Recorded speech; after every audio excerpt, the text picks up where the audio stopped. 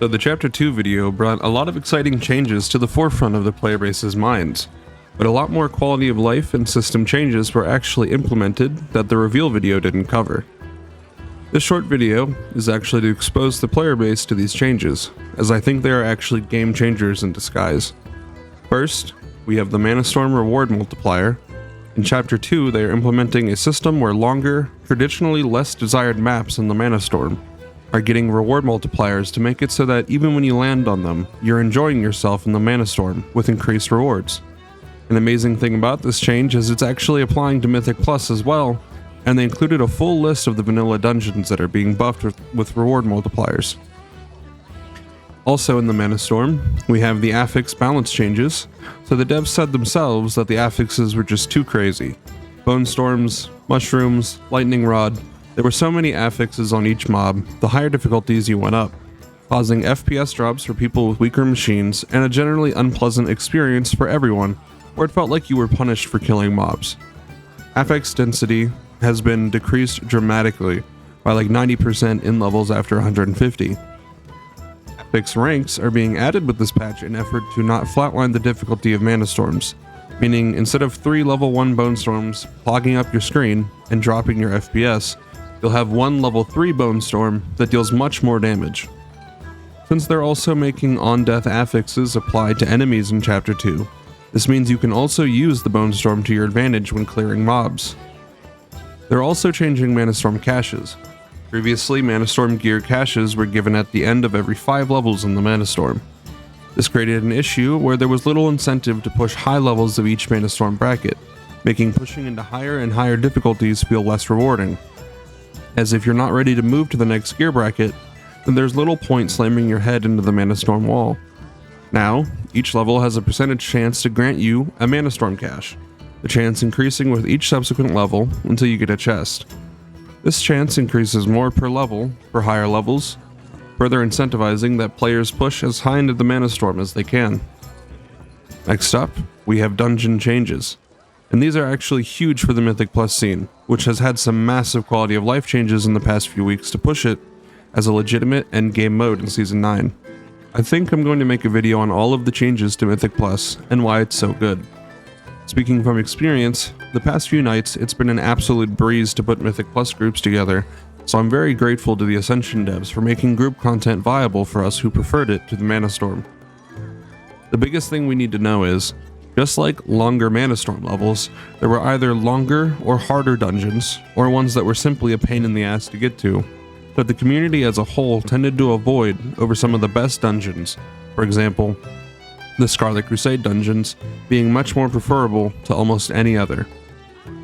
What they've done is added reward multipliers to these unpopular dungeons, allowing you to get more caches, more mythic coins, more scrolls, more everything. This should hopefully incentivize players to join groups for dungeons that would have been skipped in the past. The last things we have here are less tangible changes and more mission statements on what they want the direction of Ascension to be. Now these are actually really cool, and I've been talking about it with my friends since I found out about these changes. First, we have their goal to restore differences in stats between creatures. The spark notes on this is that currently, Ascension is designed around homogenization of stats for creatures, mostly across the board. For example, a Dalaran mage mob will have the same health and armor as an ogre defender. This doesn't really mesh with reality. It feels bad and it feels samey, leading to some dull experiences. To my mind, the closer you can get to squad versus squad combat, feeling like you're fighting another team of players, but it's just mobs, the better a combat encounter will feel. It's fun to have a warrior mob with tanky stats that may deal less raw damage, but have access to kicks or stuns, disarm mechanics, any of these things. Having mobs like a Scarlet Wizard that sling high damage avoidable spells, adding to the flavor and feel of each individual mob encounter. Berserker type mobs that may be way less tanky than a standard warrior, but dish out tons of physical damage, making you feel rewarded for bringing abilities that slow attack speed, or disarm, or stun. Things have been too similar. Outside of niche situations like Mythic Plus difficulties over 20, nothing in the game really hits you hard enough for you to feel that threat. Death is certainly still possible, but it's most often due to mistakes on the player's part and not the threat provided by the mobs. This segues into the next mission statement, making avoidable mechanics matter more. Currently, as far as I've really seen, for many of my Mythic Plus runs, many raid runs, most mechanics are at a certain point are entirely ignored. You let the boss get its cast off, because even if it's intended to hit hard, it'll at most shave a third of a player's health off, easily remedied by 1 or 2 heals of any healer build in the game. This has led to the bosses feeling like jokes, sheep in wolf's clothing. This honestly feels bad to me, and I'm glad they're fixing this. Going forward with Chapter 2, spells that are interruptible, mechanics that are avoidable, are going to have a significantly increased damage and threat. This will make encounters far more challenging and satisfying. Overall, I think all of these changes are actually pretty massive. For Mythic Plus, like I stated earlier, I've had no issue grinding through dungeons back to back to back, where just weeks ago it took me half an hour to find a group for a dungeon. Manastorms just continue to get better and better. I was leveling a new build through the Manastorm with my buddy, and all of the Ascension original Manastorm levels have actually been fantastic so far. It really feels like less of a boss rush, and more of the wildcard dungeon it was always supposed to be. I just wanted to clue you guys in on changes that are impacting the game that didn't quite make the cut in the video.